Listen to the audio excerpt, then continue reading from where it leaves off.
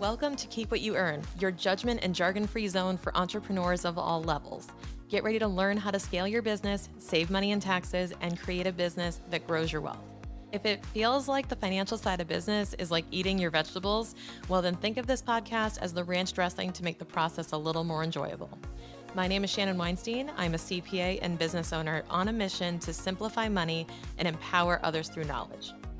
I hope this episode inspires you to take action, but remember that the information we share is for educational purposes only and is not individual tax advice. Now that we got that out of the way, let's start the show.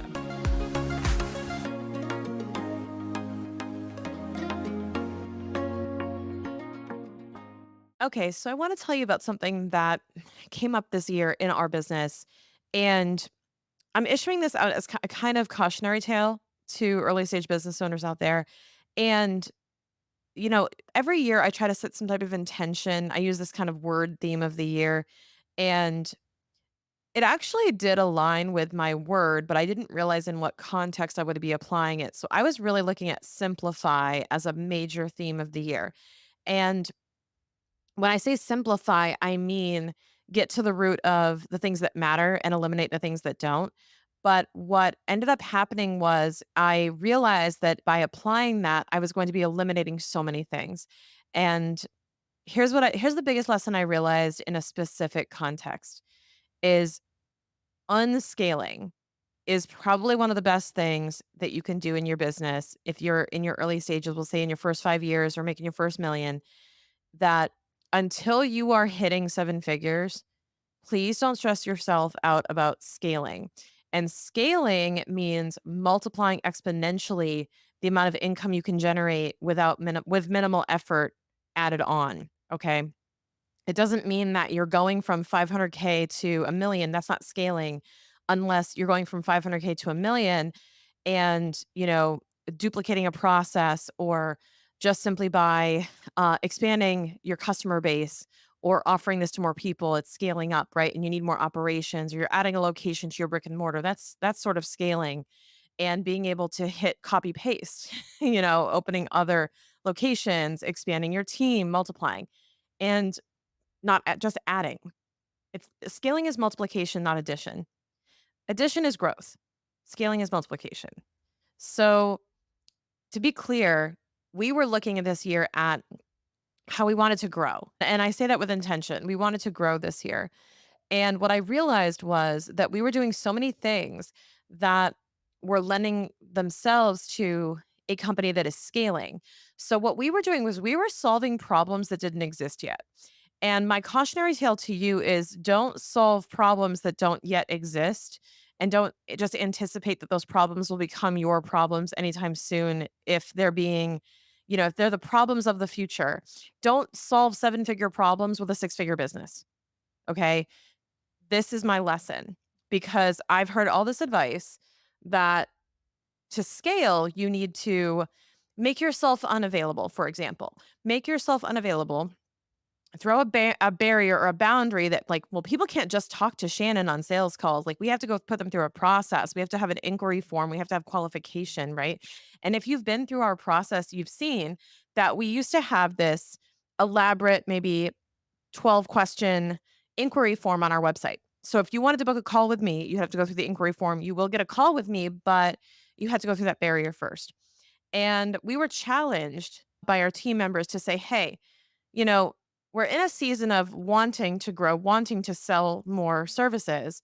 Why are we making it so damn hard for people to get in front of Shannon? Because typically, and I say this with, this is just based on experience, that me being who I am, and I'm sure you relate to this, listening to this podcast, you can understand from my perspective that when people find out I'm a CPA, they're not exactly like jumping up the opportunity to have a call with me. And they don't necessarily know my personality yet. And if you haven't met me or you don't have a feel for my energy, my sense of humor, whatever it may be, my personality, then you could totally have a warped idea of what working with Shannon is like or what Shannon is going to be like on that call. And I say that because it's supposed to be easier for people to buy from you. And the easiest way for people to purchase our services and to work with me is to meet me as soon as possible.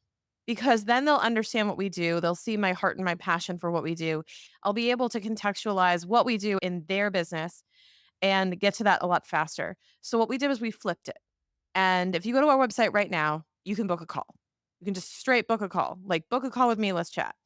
And then what we're going to do is follow up with you after you book, and we're going to ask you like 4 or 5 more questions just so that I can prepare and I understand where you're at so I can be ready for that call, because if we're going to have 30 minutes together, I want to make sure that we're making the most out of that time, right? So in your business, what I want to do is challenge you. Where can you unscale? Because what we were doing was we were solving a problem that did not exist, which was that, oh, hey, we want to limit Shannon's availability. Well, that wasn't really a problem. Like, I could take more sales calls. I wasn't maxed out on sales calls, right? But I was putting a barrier between people and getting my time. And we're taught to do this. We're taught to say, hey, like, you can't just talk to the founder. Like, we got to make her look important. No, I've really kind of unsubscribed from this sort of mindset. And I got this great advice a few years ago, which was like, do what's not scalable until it's not scalable. If you need to sell more of your services, like, cut all the barriers to people being able to talk to you. Cut all the barriers people to from people being able to buy. Stop playing hard to get. Stop making it harder for people. And it's so freaking logical and simple, and yet we were like, "Oh, didn't think of that."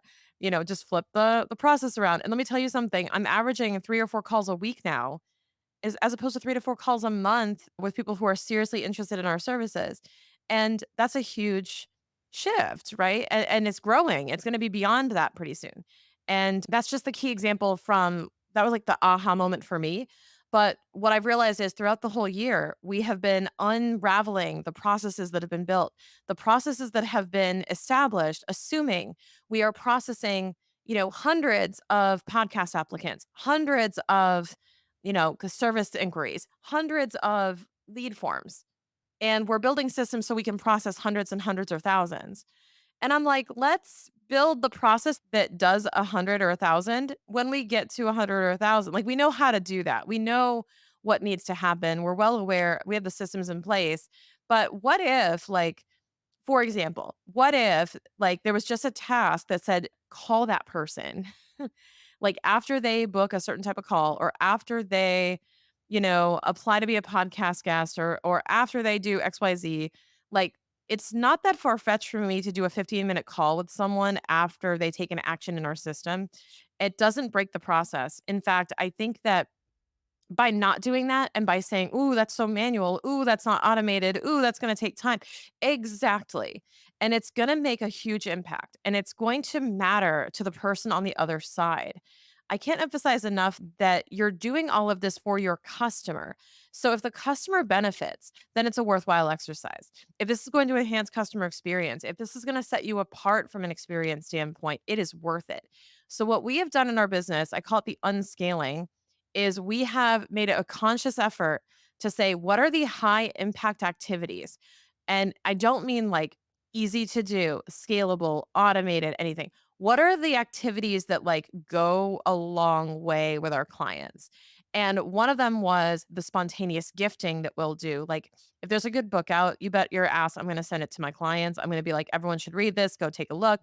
And I'm going to be sharing content, and I'm going to be, randomly thinking of them. If something's happening in their life, if they are celebrating wins, like, we're going to go send them something. And I said, those are really high impact activities.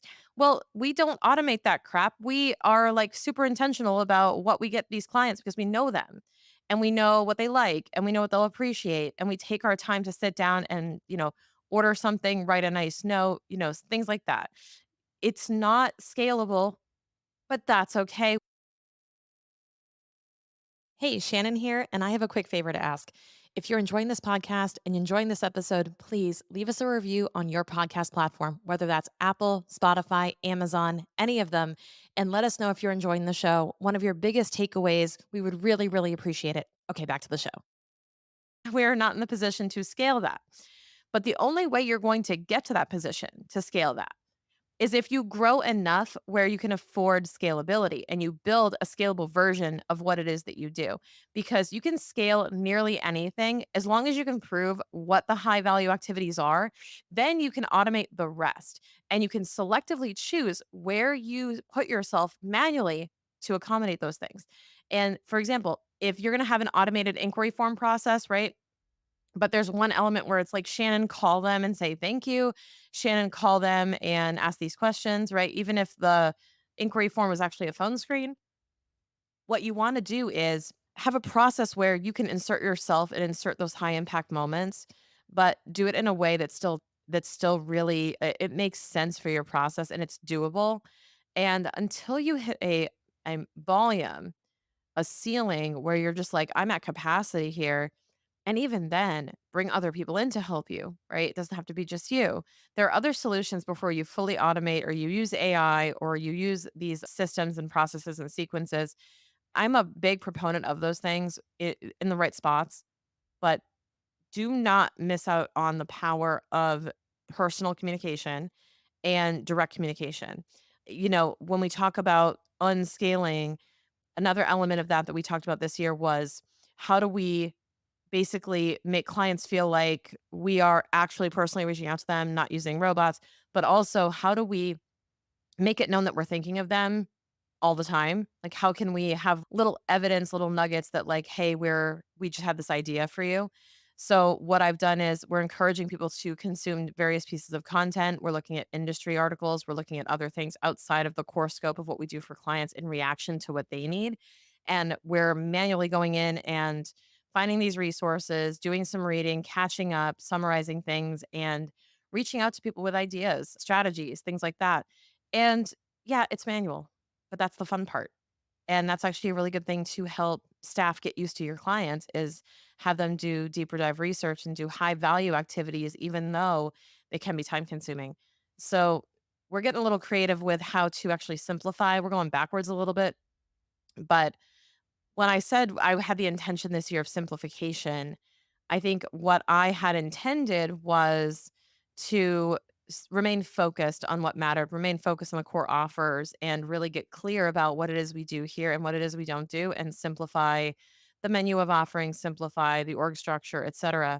What I think actually manifested in that simplification was actually what I didn't know I needed, which was simplifying processes, simplifying delivery and the recipes to go, you don't have to do all that. Stop doing so much. Stop trying to, stop applying a process made for 100 people to 10 people. Just handle the 10 people and handle it manually. It's okay.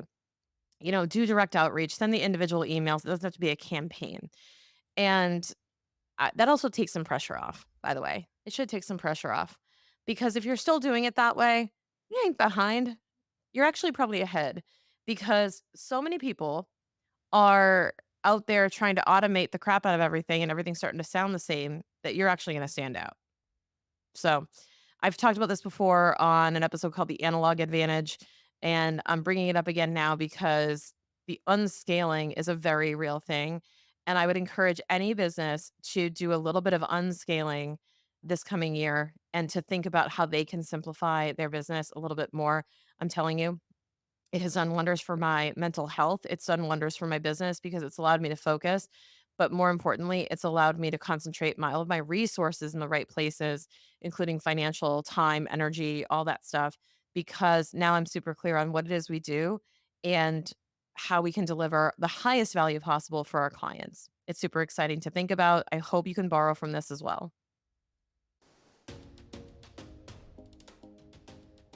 We realize that CFO services may not necessarily be accessible to everybody.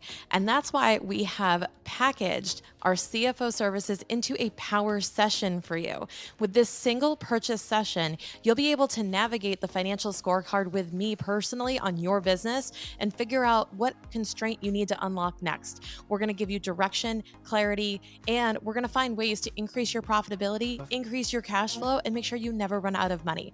Okay, if you're interested in booking a power session with me, I only do a couple per month, so make sure you jump on quickly and sign up. Check the link in the show notes for more information. I can't wait to see you in a power session.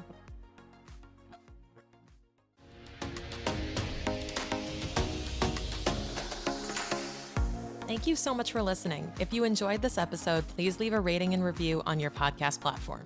This small action goes a long way for podcasters to get our message heard by more business owners just like you. Be sure to check out the show notes for links to information about our guests and ways to get in touch with me. We'll see you on the next episode.